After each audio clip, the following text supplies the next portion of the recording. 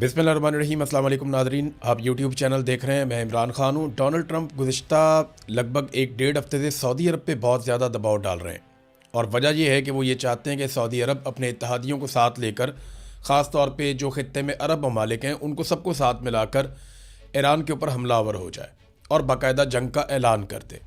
Donald Trump के पास कोई और रास्ता बचा नहीं है। देखें, यूरोप डोनाल्ड ट्रंप की बात मान नहीं रहा। यूरोप को ये पता है कि इस लड़ाई के नतीजे में यूरोप को अमेरिका के हाथों लंबे अरसे तक ब्लैकमेल होना पड़ेगा, क्योंकि रशिया से पहले ही वो ऑयल और गैस नहीं ले रहे। उन्होंने बहुत कम कर दी है, बल्कि लगभग ख़त्म कर दी है।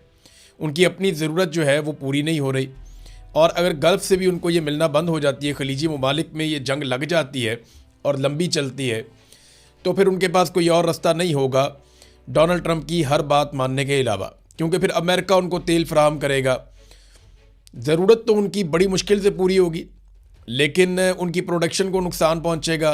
उनकी मईशत बहुत बुरी तरह शेक हो जाएगी। वो तो साथ खड़े नहीं हो रहे, बहुत सारे और मुल्क हैं वो भी साथ खड़े नहीं हो रहे।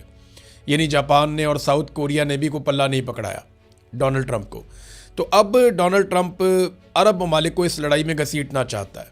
अगर अरब ममालिक अपने इत्तेहादियों के साथ इस लड़ाई में कूद जाते हैं तो सूरत हाल काफ़ी मुश्किल हो जाएगी ईरान के लिए भी, और डोनाल्ड ट्रंप के लिए फिर रास्ता निकलेगा कि वो आहिस्ता आहिस्ता बाकी ममालिक को भी इस लड़ाई का हिस्सा बनाए। तो इसलिए सऊदी अरब के ऊपर बहुत दबाव डाल रहा है, लेकिन सऊदी अरब पूरी कोशिश कर रहा है कि वो इस लड़ाई से अपने आप को बाहर रखे। और शायद इसी वजह से मोहम्मद बिन सलमान के बारे में डोनाल्ड ट्रंप ने बहुत ही गलीज़ ज़ुबान इस्तेमाल की है, और ख़ास तौर पे उस वक्त इस्तेमाल की है जिस वक्त डोनाल्ड ट्रंप सऊदी अरब के सरमायाकारों से खिताब कर रहे थे। ये बड़ा हद तक आमेज़ रवैया है, और ये वो फ्रस्ट्रेशन है कि सऊदी अरब बात क्यों नहीं मान रहा। सऊदी अरब को चाहिए कि वो हमारे साथ मिलकर ईरान के ख़िलाफ़ लड़ाई लड़े, लेकिन गल्फ़ ममालिक को ये बात समझ आ गई है कि अगर वो ईरान को मारेंगे तो ईरान उसी तरह वापस मारता है जब वो अमेरिका के 13 अड्डे तबाह कर चुका है। देखें, ये अड्डे कहीं छुपे हुए तो नहीं थे, ये सऊदी अरब के अंदर हैं, यूएई के अंदर हैं, बहरीन के अंदर हैं, कतर के अंदर हैं, ओमान में भी है, इसके अलावा कुवैत में है, उर्दन में है। तो ये जितने भी अड्डे हैं ये इन्हीं ममालिक के अंदर हैं। इन अड्डों की तबाही इन्होंने अपनी आंखों से देख ली है अरब ममालिक ने। तो उन्हें यह आइडिया हो गया है कि जो अमेरिका अपने फ़ौजी अड्डे नहीं बचा सका ईरान से, वो हमारी इमारतों को, हमारी पब्लिक को, हमारी तनसीबात को, या हमारी जो ऑयल की रिफाइनरीज़ हैं उनको ईरान के मिज़ाइलों से कैसे बचाएगा। और ये बड़ा वैलिड क्वेश्चन है। अगर ईरान के अंदर तबाही होती है तो वो जवाबन तबाही करेगा खित्ते के अंदर, और उसको ये जवाब भी मिल जाएगा कि क्योंकि सारे अरब मुल्क मेरे से लड़ रहे हैं, लिहाजा मैं इनके ऊपर भी उसी तरह अटैक कर सकता हूँ। तो अरब जो हैं वो अब गुरेज कर रहे हैं लड़ाई से। अभी तक तो वो इसके अंदर नहीं उतर रहे। डोनाल्ड ट्रंप के ऊपर प्रेशर इतना बढ़ गया है कि उसने अपने फॉलोअर्स को ये मशवरा दिया है कि वो फॉक्स न्यूज़ देखें। फॉक्स न्यूज़ वो वाहिद चैनल रह गया है जो डोनाल्ड ट्रंप को अमेरिका में सपोर्ट करता है।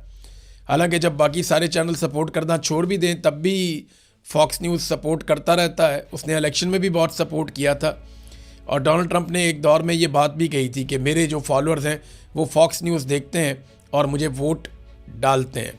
ये बहुत पुरानी बात है, पिछले इलेक्शन में डोनाल्ड ट्रंप ने ये बात कही थी, मुझे आज भी याद है। ईरान में ज़मीनी ऑपरेशन की तैयारियाँ अमेरिका बहुत तेज़ी से कर रहा है। पेंटागन से जो रिपोर्टें आई हैं मैं आपके साथ शेयर करता हूँ। वाशिंगटन पोस्ट ने इसके बारे में लिखा भी है, और इस हवाले से जो डेवलपमेंट है वो ये है कि पेंटागन ईरान में ज़मीनी कार्रवाइयों की तैयारी कर रहा है। ये वाशिंगटन पोस्ट ने रिपोर्ट किया है। हालांकि अभी डोनाल्ड ट्रंप ने कोई ऑर्डर नहीं दिया, फ़ौजी तैनाती की कोई मंजूरी नहीं दी, लेकिन बड़े पैमाने पर अमरीकी फ़ौजियों को खित्ते में पहुँचाया जा रहा है। पहले हज़ारों फ़ौजी पहुँचाए गए, हज़ारों फ़ौजी रस्ते में हैं, और 10,000 फ़ौजियों के बारे में एक हफ़्ते के अंदर मज़ीद फ़ैसला किया जाएगा। कुछ लोगों का कहना है कि अमेरिका को बहुत बड़े पैमाने पर फ़ौज ले जानी पड़ेगी, लेकिन अमेरिका के अंदर ही कुछ लोग ये कह रहे हैं कि अमेरिका ईरान के अंदर महदूद पैमाने पर ज़मीनी ऑपरेशन करके फटाफट वहाँ से निकल जाएगा। देखिए, ईरान के अंदर अमेरिका का घुसना तो अमेरिका की मर्ज़ी से होगा, लेकिन वहाँ से अमेरिका जब निकलेगा तो उसमें ईरान की मर्ज़ी शामिल होगी। यानी ईरान अगर निकलने देगा तो वो निकलेंगे। आप ज़मीन के ऊपर तो उतर सकते हैं, लेकिन ज़मीन से वापस उड़ने के लिए आपको बड़ी मुश्किलात का सामना करना पड़ता है। अमेरिका कुछ चीज़ें ढूंढ रहा है। मिसाल के तौर पे अभी तो अमेरिकन की जो सेंट्रल कमांड ने इस बात की तस्दीक की है कि अमेरिकी जंगी बहरी बेड़ा USS ट्रिपोली 3500 सेलर्स और मरीन्स को लेकर मशरिक़ वस्ता पहुंच गया है। इससे पहले एक बेड़ा जो है अमेरिका का वो खड़ा हुआ है यूनान के करीब पानियों में, और वहाँ उसकी मुरम्मत हो रही है। उसके अंदर जो सेलर्स थे वो ज़ख्मी हो गए, उनका अस्पतालों में इलाज चल रहा है। तो अमेरिका को नुकसान बेचारे को काफ़ी हुआ, बहुत सारी चीज़ों में नुकसान हुआ। एक नुकसान उसको ये भी हुआ। अभी एक बहुत भारी नुकसान अमेरिका का हुआ, वो मैं आपको बता देता हूँ, क्योंकि कल का दिन जो था वो अमेरिकी हुकूमत के लिए या वाइट हाउस की इंतज़ामिया के लिए बड़ा खौफनाक दिन था। कल के दिन में बहुत बड़ी कार्रवाइयाँ होगी। एक तो अमेरिका के अंदर नो किंग्स मूवमेंट चल रही है, और उसमें कल पूरे अमेरिका में बहुत बड़े पैमाने पर एहतजाजी मुजाहरे हुए। अमेरिका की हर स्टेट के अंदर अमेरिकन बाहर निकल आए। और देखें कैसा मुल्क है कि वहाँ पे कोई जबरी तौर पे लापता नहीं हुए लोग, वहाँ की फ़ौज ने चादर और चार दीवारी का तकद्दुस पामाल नहीं किया, लोगों को गैर कानूनी तौर पे गिरफ़्तार नहीं किया गया, लोगों के घरों में छापे नहीं मारे गए, लोगों की इमलाक को नुकसान नहीं पहुँचाया गया, उनकी गाड़ियाँ नहीं तोड़ी गई, ख़वातीन को सड़कों पर नहीं घसीटा गया, बच्चों को हरासा नहीं किया गया। ये चीज़ें अमेरिका में नहीं, पाकिस्तान में की हैं। पाकिस्तान की फ़ौज ने और पाकिस्तान के इदारों ने मिलकर आसिम मुनीर साहब के इशारे पे ये सब कुछ किया पाकिस्तान में, लेकिन अमेरिका में ऐसा कुछ नहीं किया गया। हालांकि डोनाल्ड ट्रंप की हुकूमत है, वो दुनिया में जहाँ दिल करता है जो मर्ज़ी करता है, लेकिन अपने मुल्क में नहीं कर पाता। वो अपने मुल्क में वो जमहूरियत है, वहाँ पर आज़ादी इज़हार राय है वहाँ पर। तो वहाँ पर बड़े पैमाने पर लोग निकले और बड़ा दबाव है डोनाल्ड ट्रंप पे और मौजूदा हुकूमत के ऊपर कि वो मिड टर्म इलेक्शन भी नहीं जीत सकती और दोबारा उनका इक़्तिदार में रहने का कोई इम्कान भी नहीं है, और इनके साथ होगी भी बहुत बुरी जब ये इक़्तिदार से निकलेंगे। ये उन्हें दिखाई दे रहा है, डोनाल्ड ट्रंप अपने मुंह से कह चुका है। अब सऊदी अरब के अंदर एक बहुत बड़ा नुकसान भी हुआ डोनाल्ड ट्रंप का, अमेरिका का। मैं आपको कह रहा हूँ ना कि ये जो 28 तारीख थी बड़ी खौफनाक थी अमेरिका के लिए। इससे पहले मैं रिपोर्ट कर चुका हूँ, लेकिन पहले इतना अंदाज़ा नहीं था कि इतना बड़ा नुकसान हुआ होगा।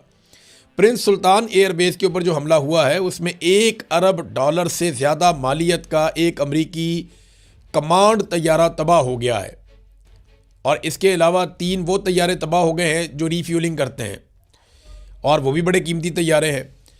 यानी जो तैयारा तबाह हुआ, मेन तैयारा E-3 एवॉक्स तैयारा जो तबाह हुआ, ये लड़ाई में बहुत मदद करता है, पूरा जो फ़िज़ाई ऑपरेशन है उसमें मदद करता है अमेरिकन एयरफोर्स की, और ये आगाह करता है किसी भी हमले के हवाले से, किसी भी मिसाइल के हवाले से। तो ये बड़ा कमाल और बड़ा एक्सीलेंट किस्म का तैयारा है जिसको तबाह कर दिया। और इस तैयारे के बिल्कुल मिड में आके इसराइली ड्रोन था या मिसाइल था, वो बिल्कुल आके इसके पेट में लगा, बीच में से तैयारा ही दो कर दिया। और अब इसकी ईरान ने वीडियो भी जारी कर दी है, तस्वीर भी जारी कर दी है। उसके अंदर अगर आप देखें तो ये तैयारा तो रिपेयरेबल ही नहीं है, बिल्कुल ही मुकम्मल तौर पर तबाह बर्बाद करके कचरा बना दिया तैयारे को। अब वो स्क्रैप में बिक सकता है और कुछ नहीं हो सकता इस तैयारे का। तो एक तो ये अमरीकी तैयारा बिल्कुल ही बर्बाद कर दिया। इसके अलावा 3 दीगर तैयारे अमेरिका के जिनकी मालियत 80 मिलियन अमरीकी डॉलर्स है, वो 3 तैयारे भी तबाह कर दिए। और वहाँ पे अमरीकी फ़ौजी भी बहुत बड़े पैमाने पे थे, वो ज़ख्मी भी हुए हैं। अब अमरीकी फ़ौजी हलाक हुए या नहीं हुए, इस हवाले से अभी तक कोई इतला नहीं है। अब तक के लिए इतने, अपना ख्याल रखिएगा, अपने चैनल का भी। अल्लाह हाफ़िज़।